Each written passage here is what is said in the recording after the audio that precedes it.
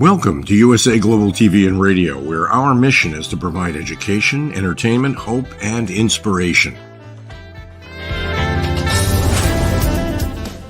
USA Global TV and Radio connects you with experts and audiences all around the world every single day to help you succeed in business and to live a richer life.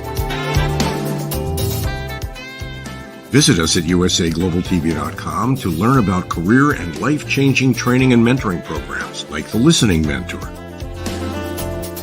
Subscribe to our newsletter to stay informed about our special programs and offers. Discover how you can become a guest on one of our shows or a host or producer of a USA Global TV and Radio show of your very own. That's USA Global TV and Radio, where the doctor is always in.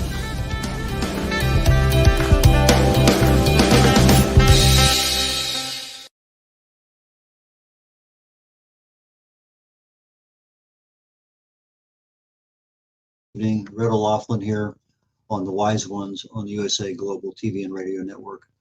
I am super honored today to have John Goodwin, who's president of Galaxy Press, specializes in the L. Ron Hubbard Writers of the Future contest. This is the fiction and anthologies of L. Ron Hubbard, and he's trying to reach a new audience in order to get us authors involved in the contest and everything else. So we're going to be talking a lot today about the contest and who's a good fit. So with that being said, John, please join me. Thank you very much. Very nice meeting you now and being on your show. Thank you, Red. Love to have it. Okay, so Galaxy Press, you're the president of it. Tell us a little bit about Galaxy Press and how long you've been there and how it got created, and then we'll get into why are you here today. All right. Galaxy Press is the fiction publisher for L. Ron Hubbard. It's we started in 2002, and the purpose of it is to provide all the fiction works, because L. Ron Hubbard was one of the most popular writers of pulp fiction in the 1930s and 40s. So we've published over 200 of his stories. There's still many more that haven't been published, but some of the ones that are most renowned are the Battlefield Earth, which has many weeks on the New York Times and multiple bestseller lists, and something we call the stories from the Golden Age, which are the pulp fiction stories, science fiction, fantasy, mystery, adventure, a little bit of romance. He did a lot of really good military fiction. And then in 1983, after the release of Battlefield Earth, he launched a contest called Writers of the Future, and it's been going on. We celebrated 40 years last year. And its purpose is to provide new writers, aspiring writers, a chance to get their works seen and acknowledged. And to date, we've recognized almost 1,000 winners between a writing contest and art contest. So that's my story, and I'm sticking to it. And my understanding is there's been over $1 million in prize money. There is in this contest, so it's not just a little bit. There's a fair amount of stuff. Absolutely. You're telling me beforehand, it's just not the adventure of having the money and being recognized. It's the Hollywood experience of this entire thing. So why don't we start with the Hollywood experience, and we'll just kind of work back from that, because now we're going to capture the audience with this fantasy mind of what can really happen to me. Sure. Yeah. So winners of the contest are flown out to Hollywood, and we have a week-long workshop either at the Roosevelt Hotel or the Lowe's Hotel, which is right here. My offices are a block away from the Chinese Theater on Hollywood Boulevard. Right behind me is Hollywood Boulevard. Which sounds really cool, but it's very noisy. But what we do is we fly winners out, and they have a week-long workshop with judges of the contest. And these are some of the biggest names in science fiction. This is the book that just came out last year, but the judges who were attending were Kevin Anderson, Greg Benford, Orson Scott Card. He's the one that wrote Ender's Game. We had, there was Todd McCaffrey, Rebecca Mesta, Larry Niven. He's Ringworld. Jody Lanai, she's the coordinating judge. Nadia Korafor, she's the queen of African futurism. Tim Powers, he's the one that wrote On Stranger Tides, which was made in the Johnny Depp movie. Brandon Sanderson is one of our judges. Rob Sawyer from Canada, he's the Dean of Science, Canadian Science Fiction. Steve Sterling. So we've had a lot of the writer judges. Then the illustrator contest as well. And the illustrators are also flown out, and they're taught by the top illustrator, like the guy that created Dungeons and Dragons artwork. He's one of our judges. And we have those types of people that similarly will give the workshop. And at the very end, we have a big celebration at a Hollywood venue, and we have about between 20 and 30 media that show up to interview the winners. It's black tie, and it's filled with all types of fans, and it's really funny to see how the winners are with those who they've like read since they've been reading science fiction and fantasy, coming to them and presenting them their awards and asking them after the event for their autograph. It's a real humbling moment for them, and they're just they just go like, wow, it was so crazy. But the whole thing is what makes this extra special is that the contest is free to enter. It's been sponsored by L. Ron Hubbard since it first launched in 1983. So there's no cost to enter the contest. The winners are flown out from wherever they are in the world to the workshop, and their hotel is paid for by the contest, which is by Mr. Hubbard. The awards gala is paid for by Mr. Hubbard. And I mean, he passed in 1986, an endowment for him to continue getting the contest being funded. And the judging is blind. So all the judges ever see is the story or the art and a number. So they have no idea who the winner is, where they're from, their ethnic, their gender, religion. There's nothing. It's just strictly on the quality of storytelling or the 3 pieces of art that they submit that they're chosen. And then the winners are published in, we win usually a couple awards every year as best either science fiction, best anthology. This is volume 40. The cover is painted by Dan Dos Santos, one of the most famous illustrators right now. He's one of our judges. And then one of our writer judges, Steve Sterling, takes the cover art and he writes a story for it, which is also published in here. So every year we have a different book cover painted by one of our illustrator judges and a story written by one of the other judges. And then we also, the winning art is published in the front of the book. So it's color, and it's something that you don't see out there at all. So the illustrator winners are featured, and this, because it's a best-selling book, it gives amazing credibility to them as a science fiction fantasy artist or author. So like I said, it's been going on for over 40 years right now. We get rave reviews every year from all the trade publications, as well as win different awards. I didn't realize, but in doing a little bit of research for today's show, L. Ron Hubbard had 19 New York Times best-selling books. Correct. And you mentioned he Correct. had a couple hundred that several of which have never been published, short stories or whatever. Yeah.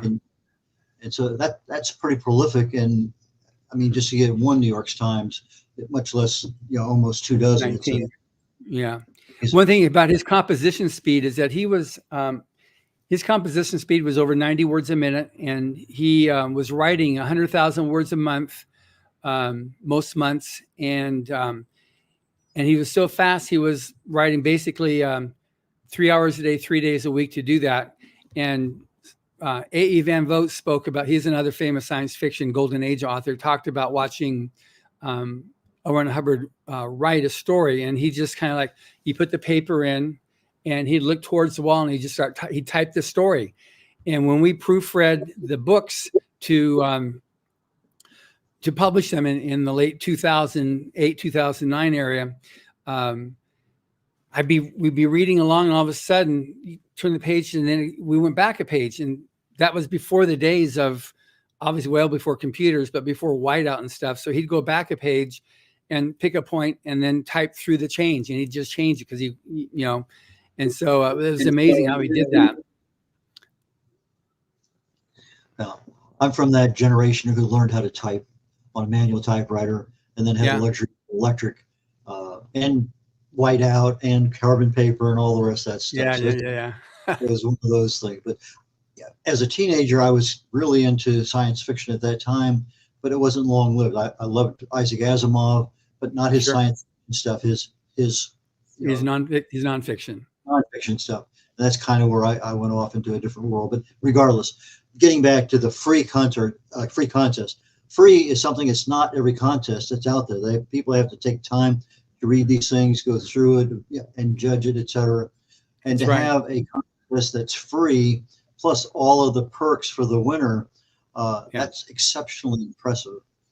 Which is why we've got the judges that we have. How many different categories are judged every year in the future writers and illustrators contest? We have, it's overall just called speculative fiction. So it's science fiction, fantasy, alternate history, dark fantasy, or light horror. Like steampunk was first seen in Rise of the Future probably 20, 30 years ago. Tim Powers, one of our judges, wrote the initial essay on what steampunk was. So you usually will see the future trends of science fiction or fantasy. Like Brandon Sanderson, one of the biggest names right now in fantasy, was an honorable mention in the contest. Hugh Howey was an honorable mention. So you have a lot of big names that got their start with it. So it's basically anything that falls in category speculative. And we've had, it's just, there's no limit to what you can do with what your storytelling is. We actually created a free online, there's a website called writersofthefuture.com. And on there's a free online workshop that's taught by Orson Scott Card, the guy that wrote Ender's Game, Tim Powers, the one that wrote On Stranger Tides, and Dave Wolverton, he unfortunately passed away a few years ago, was also multiple New York Times bestseller, a lot of Star Wars books and other epic fantasy. And the whole intention is to provide that means for exactly right there, provide a means for writers who want to take the next step up to learn from people who are very professional at it. And you can see on the sidebar there, we have the About L. Ron Hubbard, Enter Writer Contest. That's the portal. Enter the Writers of the Future. Enter Illustrator Contest. That's the portal there. Both of them also have the rules. There's a series of essays that L. Ron Hubbard wrote on writing. We have the free online workshop. Then we have a gallery of all the writer judges since the beginning and all the illustrator judges going back to the beginning. We have a free forum that people can join that is won an award Best Forum for the last 3 years in a row. We have a blog that we post regularly. I have a podcast that I do, which you can see right there. I just posted episode 300 this past week. I have a newsroom for all the press releases. And then there's the anthology by year. So it goes all the way back to first year. You see the various winners. And then this is the annual award ceremony. You can actually see the 2-hour ceremony that we deliver. So this is a one-stop shop on this website, the writersofthefuture.com. Everything on there is free. There's no, you can take the course. We have almost 10,000 people on the course. We launched it fortuitously. We had finished all the interviews we were putting together, and then right when the lockdown happened, we were ready to launch it. So we launched it, and then it was just like it took off like gangbusters. And it made a big difference in the people entering the contest because it's gone on now for so long, and it's known to be blind judged. It always gets reviewed, and the editors of other magazines and other publishing houses will always take the book and use that to find new authors and new illustrators that they want to work for. And so I've had Tom Doherty, the creator of Tor Publishing, was a guest once. Tony Weisskopf, the publisher of Baen Books, was also a guest. And I've had many magazine editors as guests on the podcast just to provide that introduction and some of the tips and direction. And one thing that's really I find very interesting, when I've interviewed like Larry Niven. So people think of Larry Niven, okay, he's the creator of Ringworld and Known Space, which is a very famous science fiction. But they don't know, before Larry Niven was Larry Niven, he was just another guy trying to make a break. Brandon Sanderson was almost ready to quit writing because he kept not selling. And then when he won the then when he got the honorable mention, he said, then I realized there was hope, and he kept on going. And then obviously Brandon Sanderson definitely became Brandon Sanderson. But when people don't realize that big authors were not always big authors, that's how people know them now. But to find their journey and what they did to actually persist and not give up, and they couldn't be convinced that they couldn't do it. Those are things which are really good lessons to learn, and hearing it from your heroes makes a big difference. And now, because of the success of the podcast, I'm able to get really good authors on as guests, but I also have those that are like plugging away and just, seeing themselves improve and what they've learned from, the stuff that we've had from Writers of the Future. And one thing also with Writers of the Future, maintain your rights. So nobody forgives their rights to the contest, to the book. We just ask if you're a winner that we publish you first, and you've got the rights to do whatever you want to with it. And even when you submit the stories, we ask that you don't submit someplace else in case you win, but you maintain rights to all your work, whether it's the art or the storytelling. And then one recent rule is no AI. We don't allow AI storytelling or art. And if we find it, you're automatically disqualified. I was going to ask you about AI. I'm glad you brought that up. Yeah. The expression, an overnight success, generally occurs after 20 or 30 years of writing. Exactly. Yeah. Because nobody knows who you are, because you can't get into something that you can afford and get recognized. I mean, there's just so many hurdles to get over. And that's right. You mentioned earlier, I think it was 17,000 word limit on right, 17,000 words limit. Yes. Which is not restrictive. But it's like a novelette size. And so that is realistic. Plus the fact from a judging perspective, that is not a whole lot to read. And you can read 2 or 3 times in order to make sure that you really understand what's going on. Because I know when I'm reading, okay, let me go back. I must have missed something there. And I go back and I reread it again. And this happens at least once a week, that I'm going through, and whether it's a technical article or whether it's an informational deal or story or what, sometimes my eyes go too fast and I'm, okay, what did I miss? And anyway, so 17,000 words, free, many categories. Typically, what's the quantity of books, articles, illustrations that you receive on an annual basis that your judges have to go through? About that many. We don't, we get a lot. We get entries from over 175 countries between both contests. And the contest runs 4 times a year. So it's every 3 months. It starts October 1st, goes to December 31st, then January through March, April through June, and then July through September. And it runs like that. Automatically, it's the calendar flips, and so the next contest starts. So we have 12 winners of writers and 12 winners of illustrators every year. So that means we have 3 each quarter, and we get thousands of entries each quarter. So because of its success, because of its success, editors and other magazines know that if someone is a winner in Writers of the Future, that was strictly based on merit. It's a true meritocracy.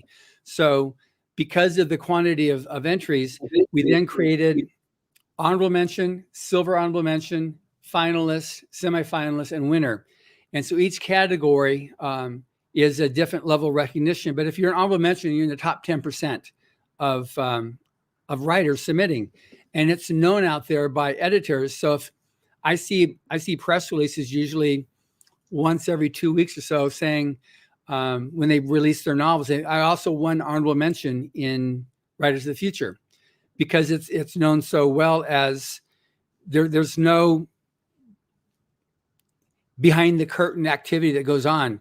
I or anybody else with the contest administration have no idea who the winners are until the judges, the coordinating judge then gets everything together and sends it back to us saying, okay, here's the judging that came in from the judges. And then we know it's entry number 250, 69, and 394 that were the winners that quarter. and that's how we know who won. So we don't know anything about the stories. I don't read anything until it gets sent back to the winners. So it really is known out there by other editors and publishers that that's how this works. So if someone received an honorable mention or silver honorable mention or a finalist, they really are of a caliber to pay attention to. So your work comes out as slush piles. So that's one of the things that happens too. And now, because of 40 years, the several of our past winners are now editors, first readers and stuff for other science fiction and fantasy magazines. So that was the intention when it was first created by Mr. Hubbard. Was he saw that science fiction was the herald of possibility. And at our awards ceremony, we always have a famous person as a keynote speaker. So we've had many astronauts. We had the director of Ames Research Center, who said he got in trouble when he was in school in history class because the teacher found him with his history book open, but inside was a science fiction magazine he was reading. And the teacher, "What are you doing?" I said, "I'm reading about future history." It didn't work very well in the teacher, but he obviously did quite well because he became the director of Ames Research Center, the big NASA Research Center. But a lot of our astronauts, engineers who put the rover on Mars, they've been our keynote speakers. They were inspired by science fiction. So that's one of the things that, we really relish, is being able to help launch careers for new writers, new artists, and to see the fruits of that in society being realized. Now, we speak English, 175 countries. That's pretty impressive. Obviously, not everybody speaks English in the countries they're in. Is there a translation? There's two contests. There's a writer contest and illustrator contest. So art doesn't have a language, just the language of art. So, but pretty much now, though, too, English is becoming the universal language. I just got back from Frankfurt Book Fair last week, and it's pretty much, regardless of what countries there, people spoke English as well as their native tongue. And so that was something that, whether they're English is a second language or third language, we also have on our forum, as I was mentioning to you earlier when you're scrolling through the website, we have several past winners, and we have other people from all over the world who will help writers to be able to get their story translated and to handle idioms and hard to define words into the story. We've had half a dozen winners who were English as second language, and people on the forum help them with their story to be able to convert it to English. So we'll even help people like that. But we've had winners from 50 different countries, and I think it's like 24 different countries were English, and the other ones were illustrators. But it's any place that that speaks English. They have English classes. They submit stories. We've had half a dozen winners from Africa. I've had several from Australia, New Zealand, India, throughout Europe. Obviously, a lot of U.S. and Canada. But we've had, there's just been a lot of winners. When I went through last night, I said, okay, so because this interview was set up by Mickey Mickelson, okay, this is in Canada. So I went through and put together a list of winners from Canada, of which there were 38 over the 40 years. So we've had, because of media I've done in Australia, we've had like a dozen winners from Australia, New Zealand. I said half a dozen from South Africa. So they're from, all over the place. The main thing that makes it really good, and this is a point that people from other countries have been concerned with. Well, I'm from Australia, or I'm from South Africa, or from Zimbabwe, so nobody's going to pay attention. The judges have no idea where you're from. So if your story is selected, you're selected, and the contest flies you out from wherever you are. The only caveat is that we've got to be able to get a visa for you. So we've had some winners from Iran, and we couldn't get visas for them for political reasons. I've had winners from South Africa that I've not been able to get visas for because they're single men. So there's like no way, you're not going to come home. So, and we have one girl from, I forget what, some European country that was ex-USSR, but it's one of those countries there. And they wouldn't give her a visa, but now she's gotten into college. She's got a job, and her mom is going to come out with her. So because now she's got some reason to go back to her country, she's getting a visa, and she'll be here this year. She couldn't make it last year. So we work with people to help them get a visa. If it's a female who's pregnant, just having a child, then you can come out the next year. We say, okay, that's fine. Have your baby, have your first year, then come out the next year. So we'll do that as well. Military, we always give them whenever they're deployed. Okay, as soon as you're done, then either on leave or when you finish your term, then you can come out and enjoy the awards week. So we do that as well. We take into account, a person's situation. Doesn't sound like you're very flexible. No, we're pretty rigid. And if you had to pick one of obviously these people are surprised when they win, I'm sure, especially if they're in a foreign country and English is a second language. Do you have a story or two to share about somebody who just has that story that's just unbelievable, and they end up there in Hollywood with the celebrities? There's a few of them there. I mean, there's so many different stories that happen throughout the years, but some of the funny ones are when the winners get a phone call from the contest administrator, Joni Labaki, and they say, congratulations. And so one year there was a guy in San Diego. She called and said, congratulations, you won. He said, I won what? Rise of the Future. I didn't submit. And it turns out he was so convinced that he wasn't good enough, but his wife was saying, no, honey, you've got it. You're good. She took the story out of his drawer, mailed it in, and he won. He didn't know that she did that. And so we've had that happen maybe 3 or 4 times when someone else submitted the story or art for what turned out to be a winner. And they were totally shocked. There was one person who was called, he loved impersonating Arnold Schwarzenegger, and he did the voice really well. So he was called, and then he went into his Arnold Schwarzenegger thing thinking it was a prank call, so he was returning it. And then about 30 seconds into it, when he was doing his whole thing, like making fun of Joni calling in, he realized it was for real. And he got so embarrassed. He was so like, oh my God, this is real. Oh, and he told this story from stage too, and which is great because he does a great Schwarzenegger impersonation. That was one of the really funny ones too.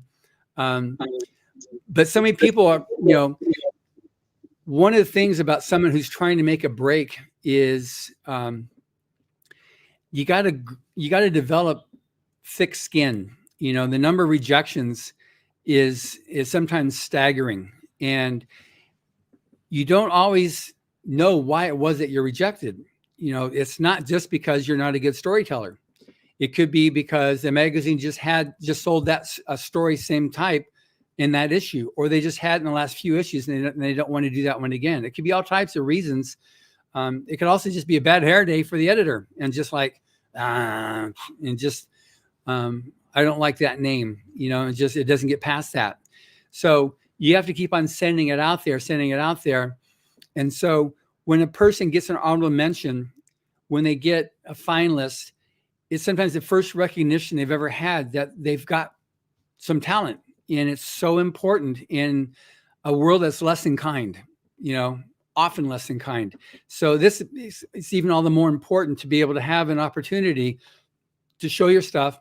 And if someone will say, okay, good, you're on the right track, keep going. And that's what this contest does. The worst that's going to happen if you send in your story, your art, is thank you very much for submitting. Please submit again. That's the absolute worst communication you're going to receive. So you've got nothing to lose and everything to gain by entering the contest. You get that recognition, and it's something that people go on and on and on. That's why there's so many supporters of the contest out there, and so many of the judges they lend their name to it because there's nothing else like this out there. Free meritocracy, you maintain your rights, you get paid good money, you get paid for winning the contest, you get paid for being published. I say, to get flown out. So it's pretty impressive. And I said, that's what the editors and publishers see as well. And that's why so many people have gone on. We did a reconciliation earlier this year for the 40th anniversary. And I think it was 62% of winners have gone on to be published again, where you could Google them and find them with other stories or art on online. So that's pretty good. Now, you're publishing their work first. Yes. And they, let's say 20 years ago, they won your contest. Can they resubmit again? No, once you won. But as you go through this, like Kevin Anderson up there, Doug Beeson, they were both honorable mentions. They entered many times. And then Algis Butters was the first coordinating judge. And then going down there, Orson Scott Card, he's the guy that wrote Ender's Game. He's the next row. Hal Clement was a Grandmaster of Science Fiction. Dave Farland won in Volume 3. He won on many New York Times bestsellers and became the coordinating judge. He's the one that passed away a few years ago. Eric Flint was a winner in Volume 7 or 8. He went on, had like 7 New York Times bestsellers. He unfortunately passed away a few years ago. Brian Herbert and Frank Herbert, those are two people. See, Frank Herbert, he's the one that wrote Dune. He was one of the first judges. Then Brian took over after he passed. Nina Criqui Hoffman was a winner in Volume 1. Hugh Howey was an honorable mention. He's got several New York Times bestsellers out there. He's got a TV series right now, Silo. That's based on his book series with Rebecca Ferguson. Yoji Kondo, he was a consultant for the President of the United States on astrophysics. Nancy Kress, Catherine Kurtz, Mark Leslie. He's a famous author in Canada, and he's been very involved in publishing and helping writers. So he's been a guest a few times on my podcast as well. And then below that, we've got Anne McCaffrey and Todd McCaffrey. Anne McCaffrey is the one that wrote all the Dragon Rider series. And she was a judge starting in Volume 2. When she was invited on board, she was the first female judge, and she just gave them a whole rash of from that. What do you mean you don't have any women as a judge? You're a bunch of old white men. So she just like gave them all a big a lashing. She was such a sweetheart. She lived in Ireland, and but just what a lovely person. She come out every year for the workshop. Very, very popular. And then her son took over after her. Rebecca Mesta is the wife of Kevin Anderson. C.L. Moore, she was one of the famous writers during the Golden Age, and Catherine Moore. And she was coached by L. Ron Hubbard earlier on.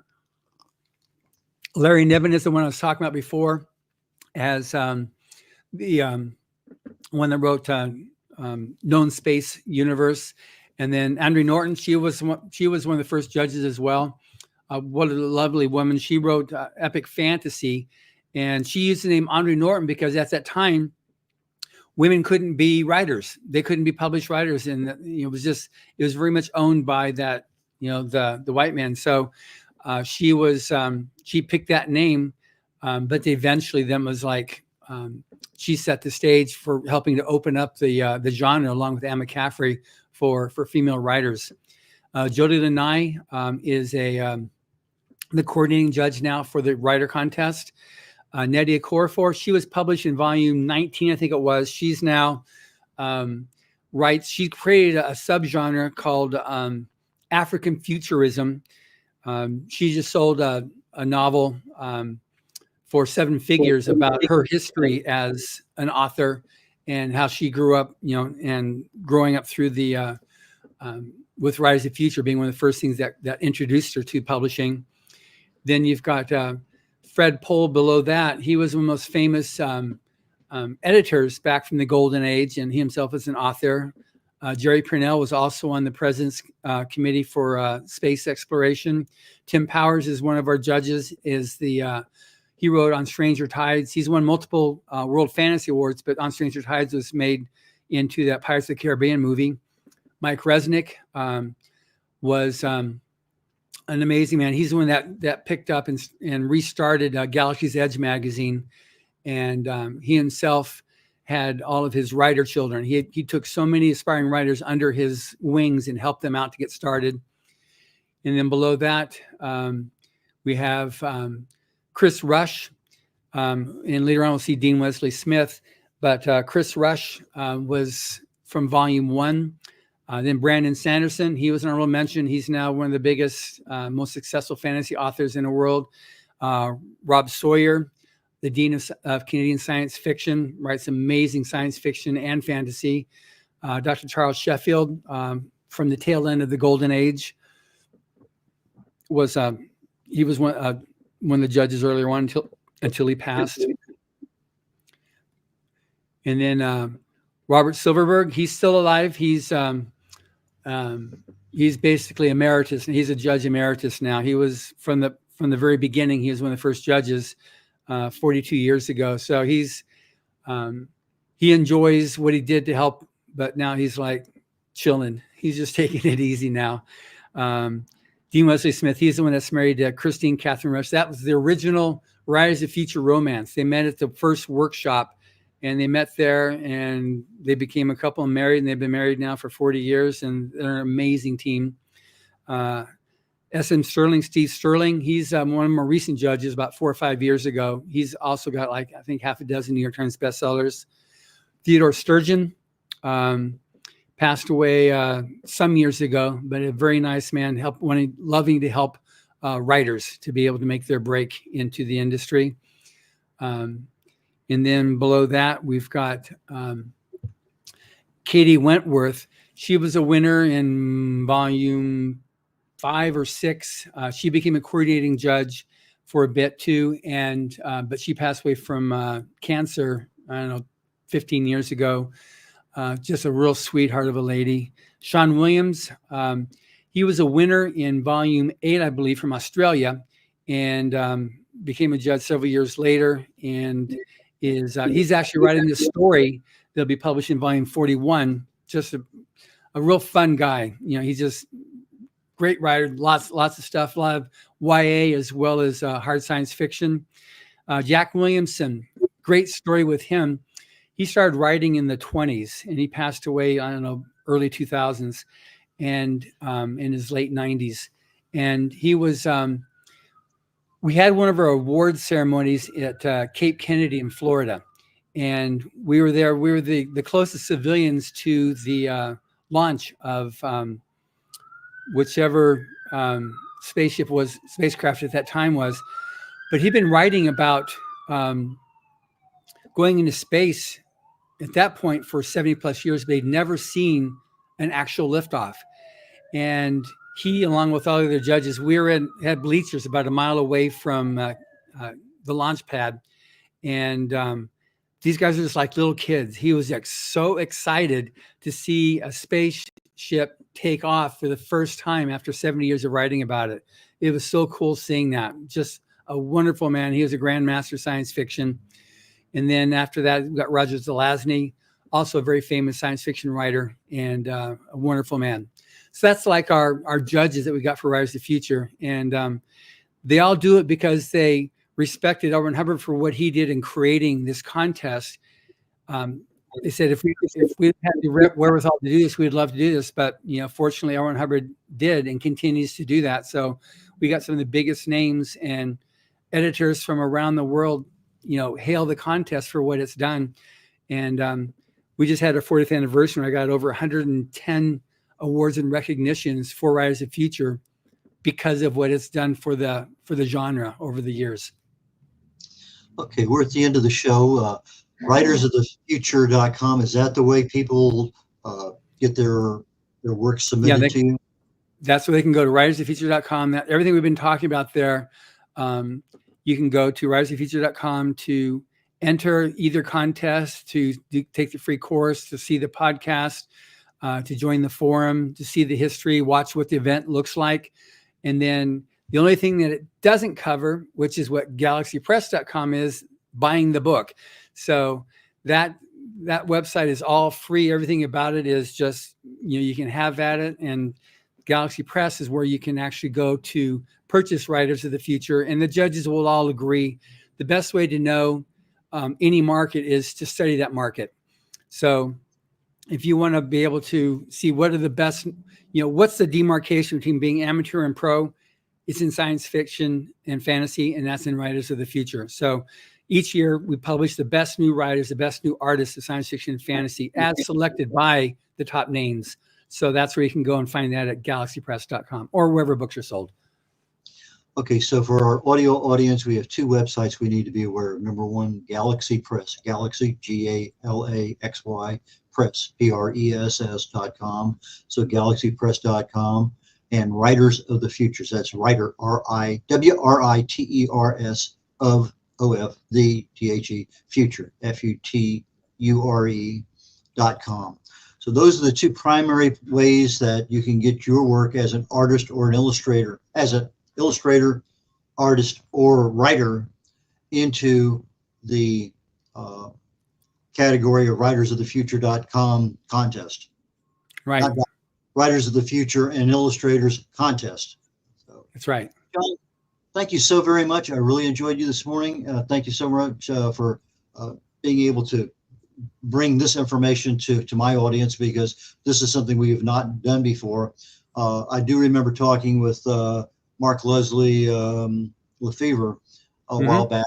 So that was the only name I recognized because he's been on the show. But beyond that, thank you so very, very much for your time and the education and awareness of information that just typically not here on the show enough. Thank you, sir. Thank you very much for having me as a guest, Red. And we'll catch you later. Take care. That being said, The Wise Ones is concluding, and immediately following in about 19 minutes, I'll be looking for Talking Heads. It'll be my final episode on the series of Healthy Habits for 2025 Start Today. We're looking at how do we get started with our New Year's resolutions mentally, and then begin actually doing next year's healthy habits incrementally, so that by the time January 1st rolls around, we have a new lifestyle habit established, and we don't have to face let's get things started, and there's all sorts of things going on regardless. So I'm finishing up today with my personal dashboard, and then after that, we'll pick a new topic and go down the road. So red.olaughlin here on The Wise Ones on the USA Global TV and Radio Network, signing off. See you all next week. Bye now. USA Global TV and Radio proudly presents our partner and sponsor, Mr. Philip Sykes and the British School of Excellence. Building confidence, changing lives. And now, proudly presenting the Polished Professional. On a transformative journey with the British School of Excellence's comprehensive suite of masterclasses, crafted to elevate your professional and personal life. 8 outstanding modules will elevate you to the next level. Module 1, Exploring Life's Purpose, delves into the depths of self-discovery, guiding you to chart your unique path to fulfillment and success. Module 2, Mastering Professional Presence and Confidence. This masterclass is a deep dive into the art of self-assurance and commanding presence, which is essential for standing out in today's competitive landscape. Module 3, Learn the secrets of visual impact, how to curate a personal style that amplifies your professional brand. Module 4, Mastering Professional Etiquette and Communication Excellence, navigating the nuances of corporate interaction with grace and tact. Module 5, Elegance in Eloquence. We impart powerful techniques to captivate and persuade any audience with your oratory skills. Module 6, Unlock the potential of your emotional intelligence, EQ, and harness the ability to connect, empathize, and lead with emotional savvy. Module 7, Mastering DISC, building a gateway to understanding behavioral styles, fostering better personal and professional relationships. Module 8, Mastery in Dining Etiquette, building your confidence to perfect the subtleties of dining with finesse, enhancing your social savviness at any table. Step into the Polished Professional program, where poise, elegance, and excellence aren't just taught, they're instilled for life. Join us to redefine your potential and polish your professional edge. To learn more, go to thebritishschoolofexcellence.com. The British School of Excellence are investors in people. Let us invest in you.